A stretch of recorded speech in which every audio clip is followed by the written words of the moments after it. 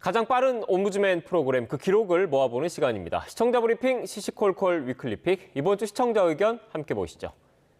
YTN은 3월 9일 치러지는 20대 대통령 선거에 정확하고 신속한 보도를 위해 선거 방송을 준비하고 있습니다. 이 선거팀을 소개하는 화면을 보고 벌써 득표율 조작이 이뤄졌다는 음모론이 일부에서 제기돼 설명해 보겠습니다. 한 인터넷 커뮤니티에 올라온 YTN 방송 캡처 사진입니다. 이재명 민주당 후보 당선이라는 종이가 붙어 있습니다.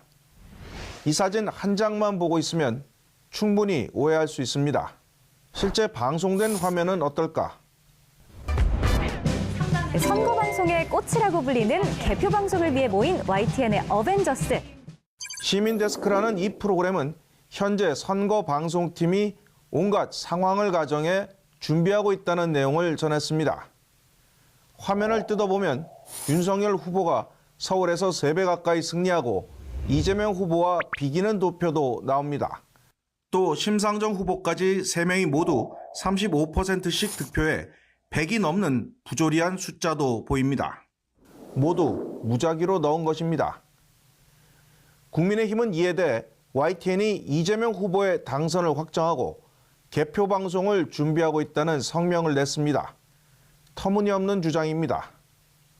YTN 개표 방송 시스템은 선관위에서 제공하는 데이터와 연동되기 때문에 조작이라는 것 자체가 불가능합니다. YTN은 30년 가까이 각종 선거 방송을 해오면서 없는 숫자를 조작해서 내보낸 적은 단 한 번도 없습니다.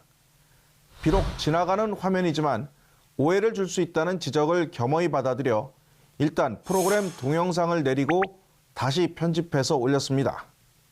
YTN은 특정 후보의 유불리를 위해 존재하지 않습니다. 대선이 코앞으로 다가오면서 말 한마디, 표정 하나에도 조심스럽습니다. 일말의 오해도 사지 않기 위해 더욱 주의하겠습니다. 전화나 문자를 이용한 사기가 극성을 부리고 있다는 시청자 전화가 왔습니다. 금리가 낮은 대출을 받으라는 메시지가 너무 많이 온다는 내용입니다. 보이스피싱 광고 문구가 많이 나오는데 이거 피해를 보는 사람들이 너무 많을 것 같아가지고 내가 이거 문자 전화를 했는데 이거 좀 보도 한번 해주세요. 너무 이거 심합니다. 뭐 은행이라 하면서 광고는 붙어 있는데 뭐 서민 대출, 뭐 직장인 뭐 대출이라 하면서 여기서 유혹을 많이 합니다. 저 역시 시청자 전화 내용과 같은 문자를 종종 받습니다. 문자를 보면 코로나19 정책지원 생활안정지원금 신청 안내라고 되어 있습니다. 2022년 추경 예산을 편성해 한시적으로 시행되는 사업이다. 대출 금리가 얼마고 주관은 고용노동부고 접수 기관은 시중은행이라고 아주 그럴듯하게 써놓았습니다. 그러나 모두 사기입니다. 지원금 신청인데 결국 내용은 대출입니다. 제도권 금융기관은 보통 대출을 받으라고 안내 문자를 보내지 않습니다. 꼭 기억하셔야 할 것이 있습니다. 사기꾼들은 발신 전화번호를 조작할 수 있습니다. 그리고 휴대폰에 어떤 악성 코드나 앱을 설치하게 되면 금융감독원에 전화를 해도 그 전화를 사기꾼들이 중간에서 가로채 받을 수 있습니다. 112로 전화해도 역시 사기꾼들이 가로채 받을 수 있습니다. 그래서 어떤 문자나 통화로 안내를 받고 휴대폰에 앱 같은 것을 설치하는 것은 절대 하지 말아야 합니다. 바로 원격으로 내 휴대폰이 조종될 수 있고 휴대폰에 담긴 정보가 다 유출될 수 있기 때문입니다. 코로나로 힘들어진 상황을 악용해 사기꾼들이 더욱 설치는 것 같습니다. 평소에 가족들과 동거래는 대신 연락하지 말자. 큰돈은 직접 통화해서 처리하자고 약속하는 것도 중요한 것 같습니다. 정리하면 신뢰할 수 있는 금융기관은 대출을 받으라는 안내 문자를 보내지 않습니다. 또 수사기관은 어떤 인증번호 같은 것을 요구하지 않습니다.